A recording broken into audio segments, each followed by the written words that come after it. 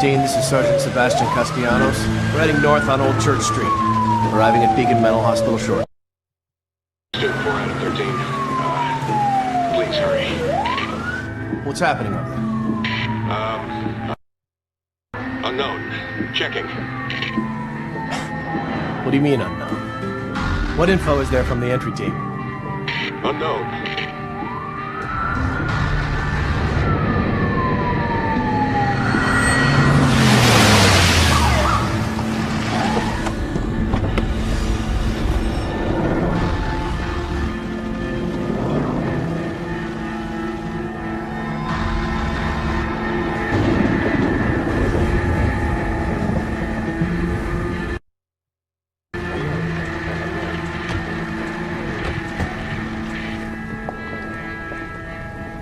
Strange. Oscar, stay here and watch the gate. Joseph, kid, come with me. We're gonna go have a look inside. Okay.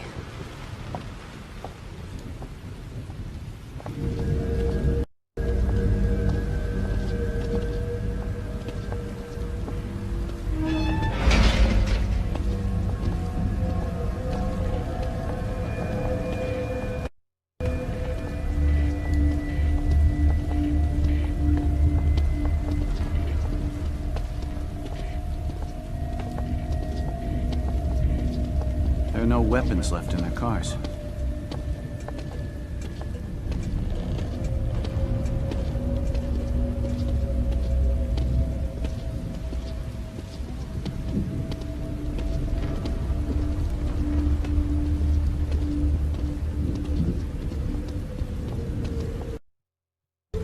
No blood or shell casings out here.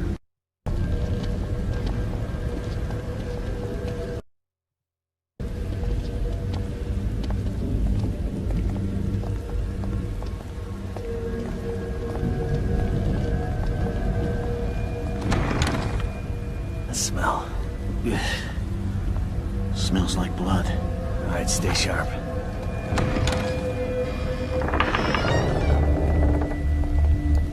Sorry, kid. You're staying here.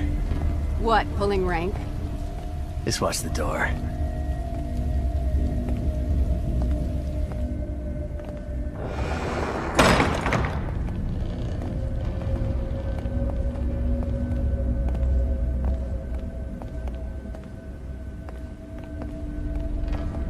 Did you hear something?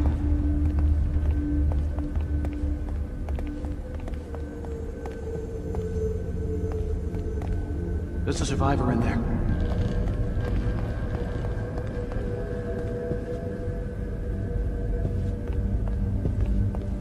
Hey, are you injured? What happened here? It was Ruvik. It was him. It couldn't be. I can't believe it. I've got him. Seb, you have a look over there.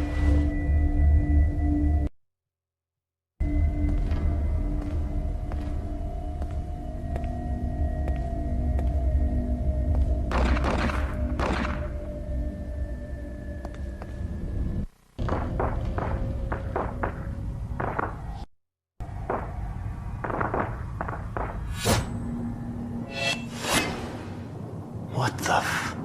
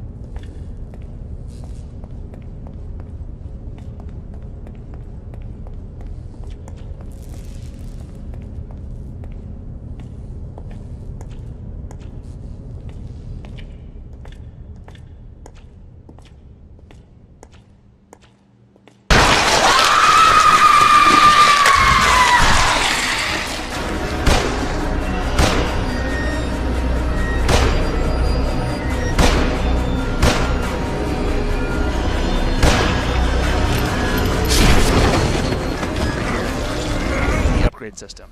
Can you tell us a bit about that and how it works? Sure. So one of the important aspects of the game is as you're playing through, you find this green gel, and the green gel is something that you're able to use to upgrade Sebastian's abilities. So as you can see here, you've got a few options like how much melee damage you can do, how long Sebastian can sprint for before he gets tired and goes back to walking, but it's also applicable to how good you are with different weapons. It's, you know, how likely you are to hit it and so forth. It is a dynamic game, so it's a game where just because you're aiming at the guy's head or at his body doesn't necessarily mean it's going to hit. You have to put some effort, put some gel into improving those abilities to get more accurate, to do more damage. So what can you tell us about this space that we're in right now? I mean, you got up out of the chair and just start immediately walking down this hallway. Yeah, so you find these rooms, they have this lighthouse symbol on the door, and when you go through the door, you come into this space that you see here. And it's not really clear where you are, whether this is real, where Sebastian is now is real. You use this mirror as a device to sort of move between these two spaces, but I've never been here before. it's intentionally unclear exactly which one is real, which one is not. This is part of what Sebastian is trying to. Lots of shifting perspective. So he's found this mansion that he's going to go explore.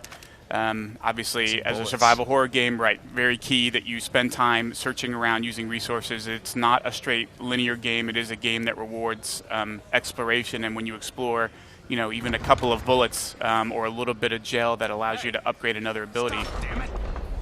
What the? So So how far into the game are we right now? This is a fair ways through the game. This is chapter 8. So there you go, chapter 8. So you're a pretty good ways through the game right now. And again, Sebastian is continuing to try and figure out who Ruvik is, what he's about, and sort of unraveling the main story of the game.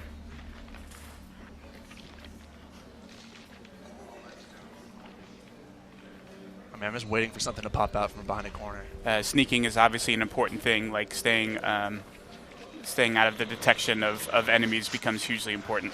Well, here we go. All right, looks like we're going to some combat for the first time. So being a survival horror game, I mean, how is the combat being balanced with maintaining kind of the tension that's required from survival horror?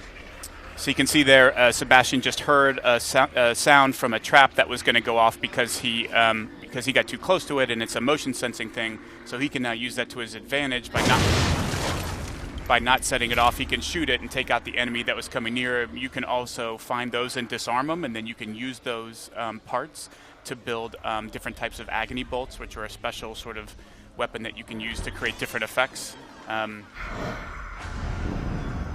All right, so what's going on now? Sebastian is continuing. That's an effect that lets you know that Ruvik is nearby and is about to show up, and he's going to make an appearance here in a second. Oh, there he is. There's Ruvik.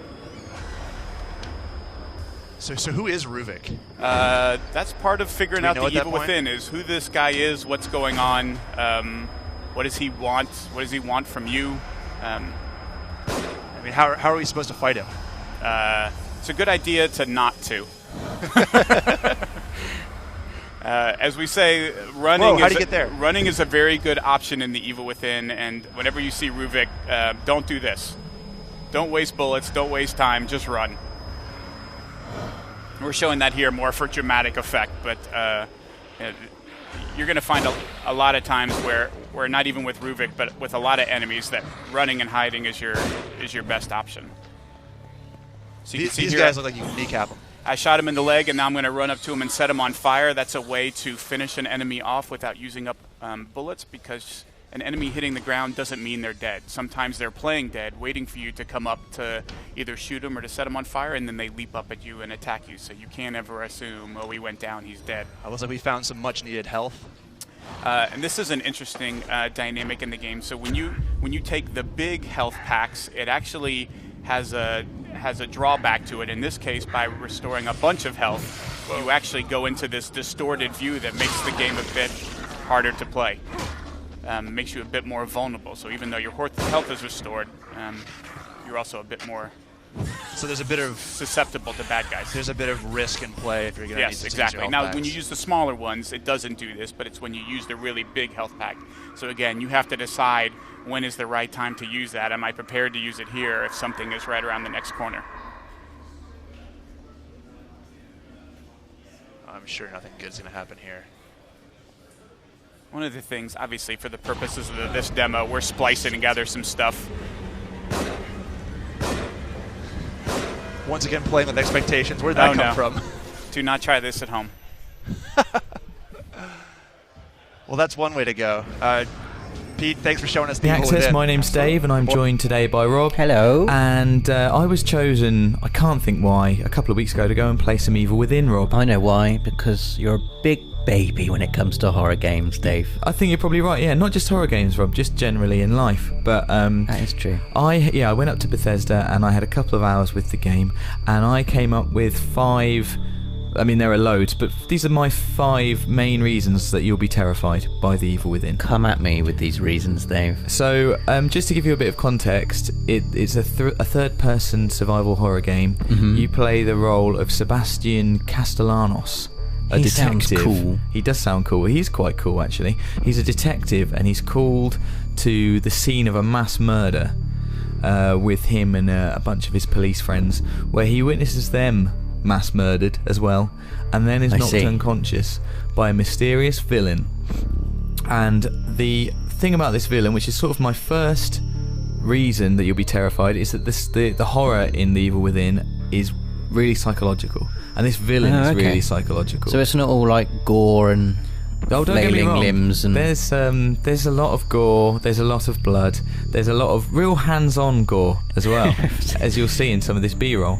But the sort of crux of the game is really psychological. So this villain is it's almost like he doesn't really exist. It's like he's in your mind. He can sort of teleport around. Just appears at unscripted times in the game. What if the villain actually turns out to be you? Well, I mean, it could. Who knows? I bet that's the twist. I'm going to call it now. What if it turns out to be actually you, though? Not just you in the character. You, the player. What if it's you, the player, It breaks in the real fourth world? wall. It breaks the fourth wall. I don't know. But that would be terrifying. And that's one of the reasons I won't be playing The Evil Within. Because what if that's true? I'll just die. But the thing about this villain is, like I say, he turns up at sort of unscripted moments throughout the game. Okay, like Nemesis in Resident Evil 3. Perhaps I haven't played Resident Evil 3 well, because there I you was go. too terrified.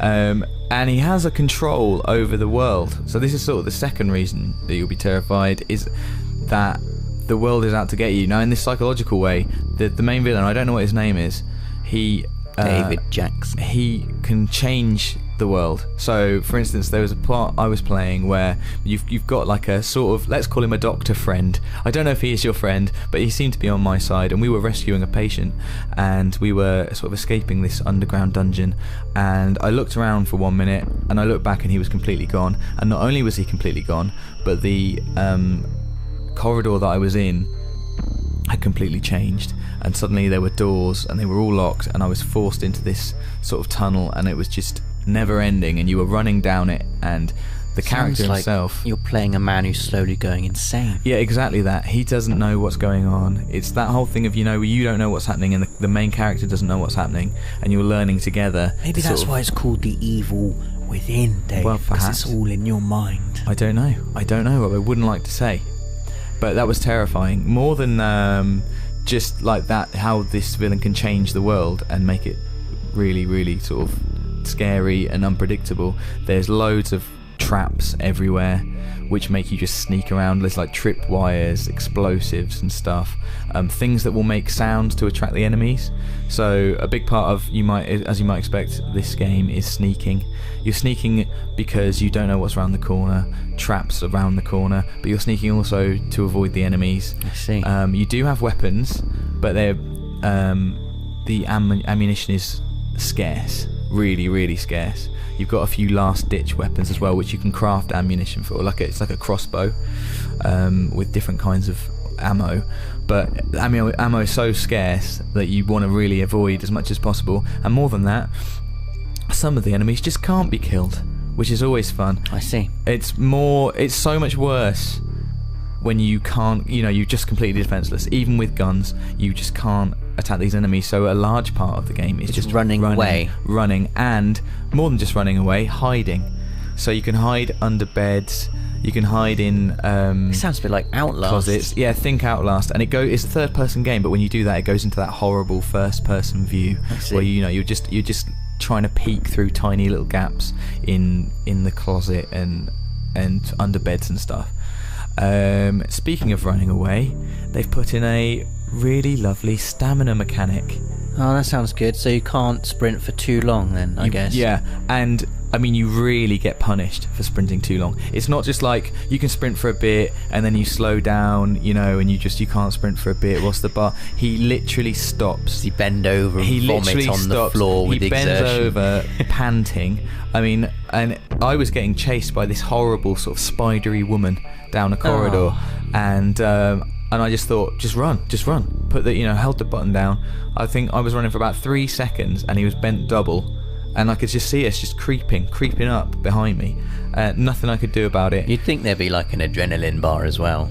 Like if there was a spider woman chasing me, I would sprint forever, Dave. You would, I but would just sprint forever. I totally agree, but it turns out, I think, it's just based in some fact. You can't sprint forever, Rob. In fact, I don't think I've ever seen you sprint anywhere. It sounds a lot like Resident Evil 4, not in that it has stamina, but in that you have to constantly manage your movement, because in Resi 4 you couldn't move and shoot at the same time, so you had to constantly be aware of where you were moving to, what enemies were around that area, and if you did shoot something you had to make it count, because ammo it's funny you should was say scarce. that. because a lot of that rings true. I mean, definitely the accuracy, the ammo being scarce, the sort of stamina and the moving and firing mechanic, because this game is made by Shinji Mikami. I see. Okay. Who is responsible for the Resi series. There you go. He's amongst other things the daddy of video game horror. Yeah, he really, really is. I mean, you know, arguably one of the first successful games on PlayStation, let alone survival horror games. I think, you know, coined the term even survival horror.